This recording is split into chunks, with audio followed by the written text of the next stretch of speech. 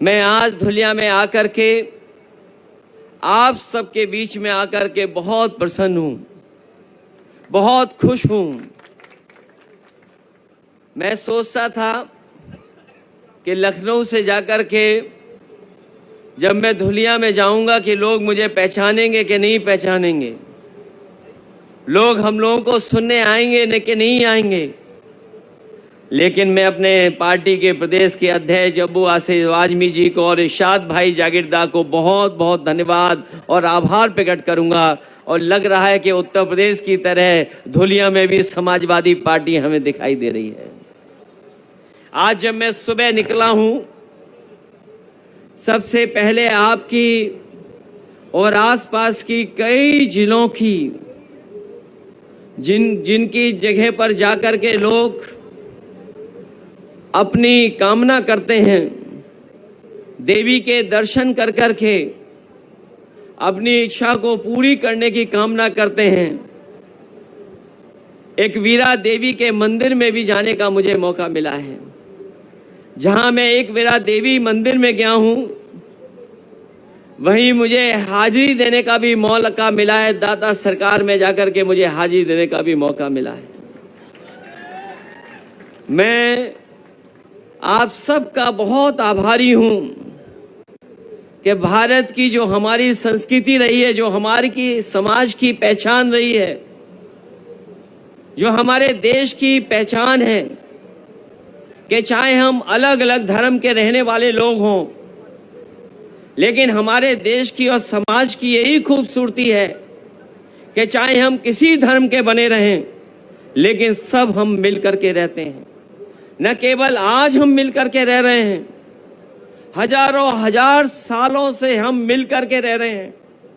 और दुनिया में जो हमारे देश की सबसे बड़ी पहचान है, वो हमारे देश की यही पहचान है कि कोई भी भारत आया होगा, भारत ने उसे अपना लिया और भारत को अपना करके वो अपना हो गया। इसीलिए ये धरती वो है, न जाने कितने धर्मों को यहाँ पर रहने का मौका दिया है। न केवल धर्म मिलकर के रह रहे हैं, बल्कि इसी धरती में बहुत सारे धर्म बनकर के आज समाज को जोड़ने का काम कर रहे हैं।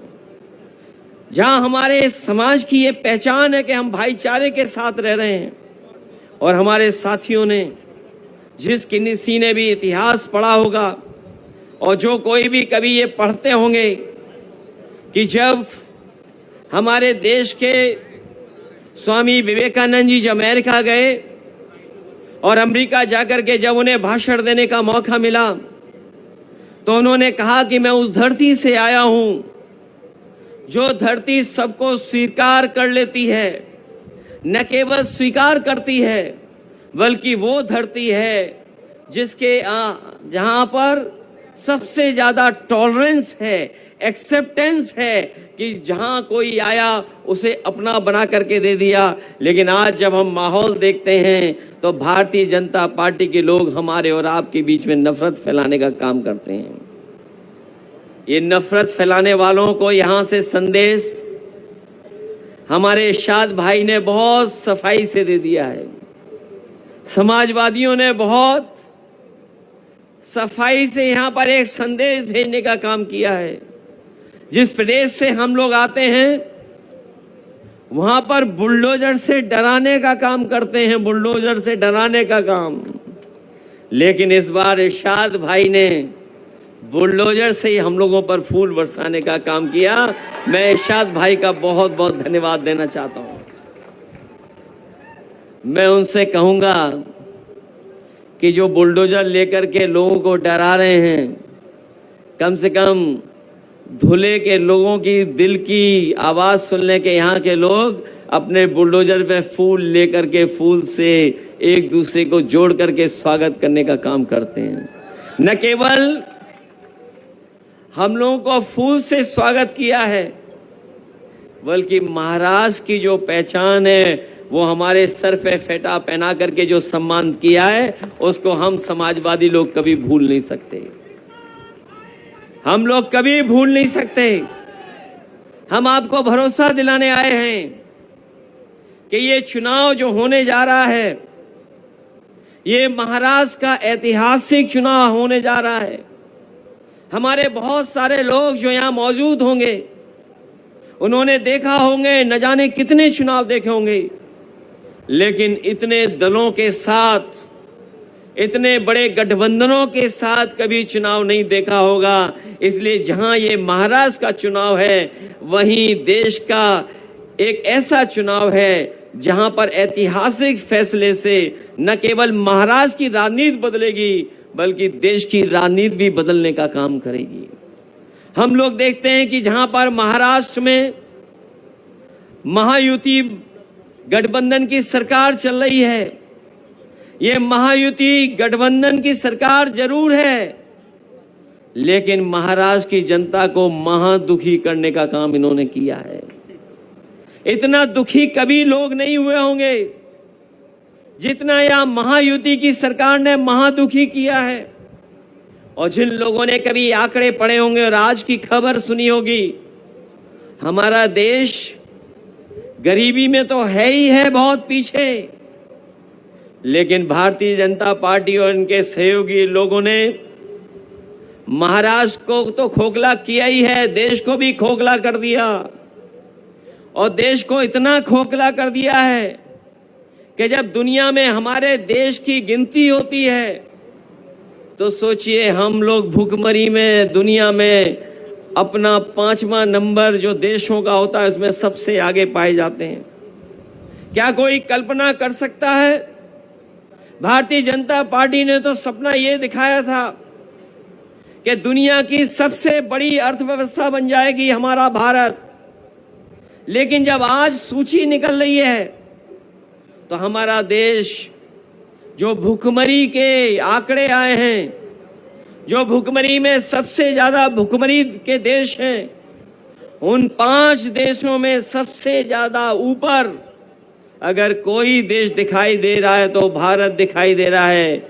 और मेरे अगर आंकड़े गलत नहीं हैं तो पड़ोसी देश जो हमारे हैं वो हमसे अच्छा काम कर रहे हैं, वहां भुखमरी नहीं है, लेकिन हमारे देश में भुखमरी उन देशों से ज्यादा भी दिखाई दे रही है। जहां महाराष्ट्र को खोखला किया है, वहीं पिछले लोकसभा के चुनाव के बाद ये भारतीय जनता पार्टी के इस गठबंधन के लोग हार की हताश में हैं। हार की हताशा इतनी है कि इन्होंने पैसे का बंदर बांट किया है, धन संपत्ति का बंदर बांट किया है। अभी तक तो सड़कों पे बंदर बांट किया था, सड़कों को लेकर के, विकास की सड़कें जो बननी थी वहां बंदर बांट हुआ। वहीं हमें देखने को मिली वो तस्वीर जहां पर हमारे छत्रपति शिवाजी महाराज, उनकी जो प्रतिमा थी, जो नई लगी थी, वो भी टूट गई। इसलिए ये जो हमारे छत्रपति महाराज जी की प्रतिमा पे जो घपला घोटाला करने वाले लोग हैं, उनको भी महाराष्ट्र की जनता इस बार छोड़ने वाली नहीं है, क्योंकि महाराष्ट्र का सम्मान को बचाने का भी चुनाव है। ये महाराष्ट्र के लोगों का अपना चुनाव है। जिन लोगों ने प्रतिमा लगा करके भ्रष्टाचार किया हो, पैसे में बंदर बांट की हो, उनके खिलाफ भी यहां की जनता दिखाई देगी। और यहां तो सब लोग जानते हैं, ये जो महाराष्ट्र की महायुति सरकार चल रही है, ये जनता की चुनी हुई सरकार नहीं है। इस सरकार को इन्होंने हथियाने का काम किया है। क्या बताओ, आपको नहीं पता कि सरकार तो चुनी गई थी किसी और की। न केवल सरकार गिराई, पार्टी तोड़ी और ऐसा धंधा किया है कि पूरी की पूरी सरकार भी हथिया ली।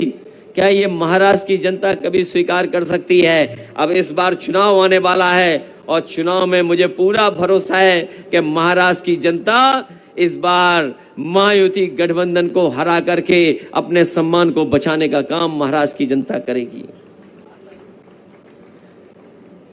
ये लोग जो सत्ता में बैठे लोग हैं, इन्हें महाराष्ट्र को इतना पीछे छोड़ दिया है कि जो महाराष्ट्र लोगों को नौकरी और रोजगार देता था, महाराष्ट्र में लोग इसलिए आते थे कि यहां नौकरी और रोजगार मिल जाएगा। लेकिन दिल्ली और महाराष्ट्र की सरकार ने यहाँ के कारखाने और उद्योग को चौपट कर दिया है। लोगों के हाथ में न नौकरी है न रोजगार है।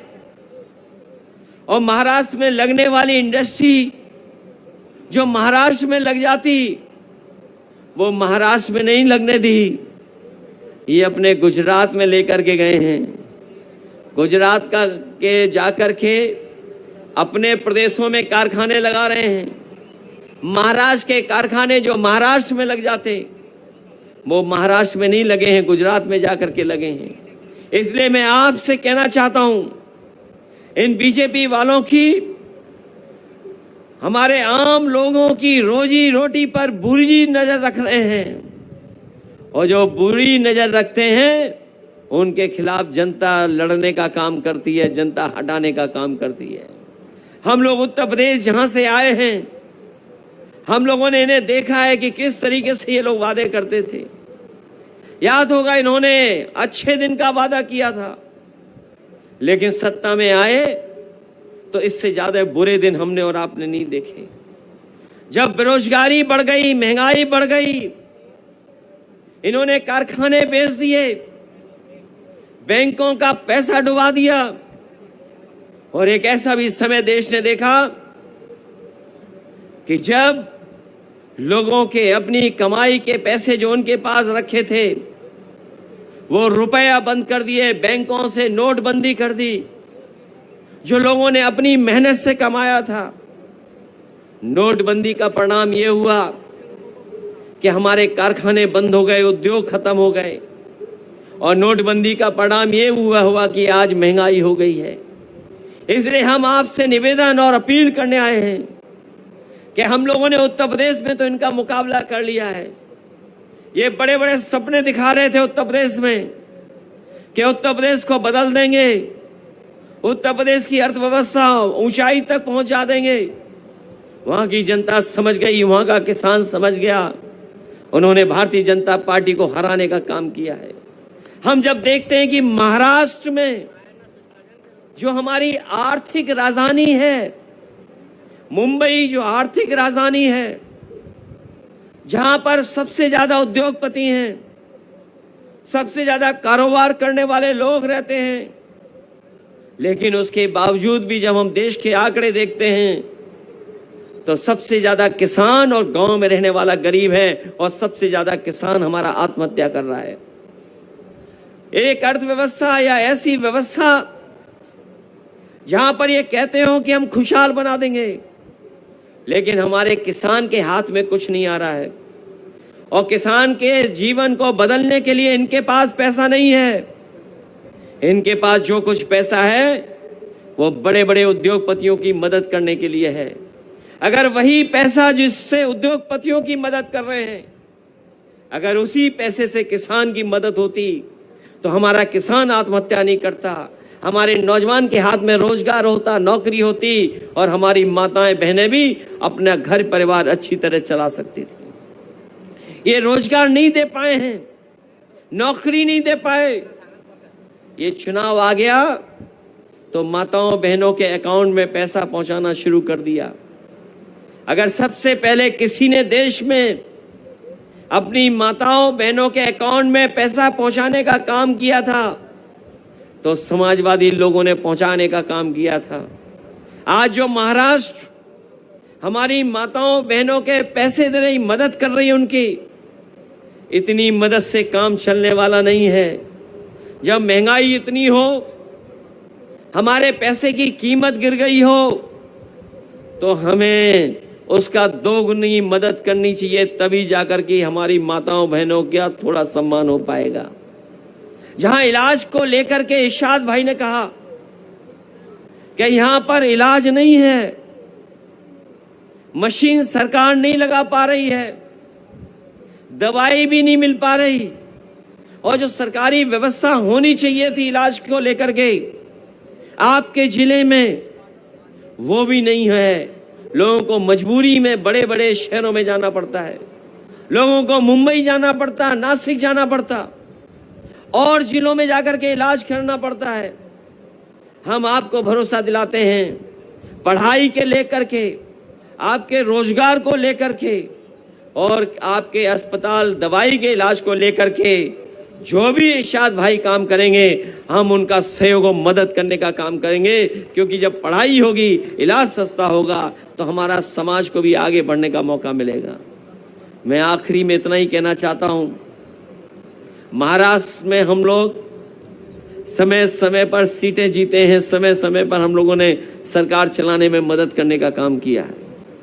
मुझे याद है जब गठबंधन की सरकार बननी थी तो सभी दल अबू आसिम आजमी साहब को और हमारे विधायकों को ढूंढ रहे थे।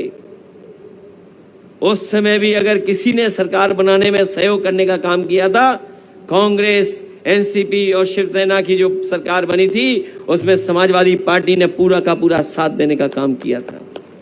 आज भी हम सेकुलर सरकार बनवाना चाहते हैं।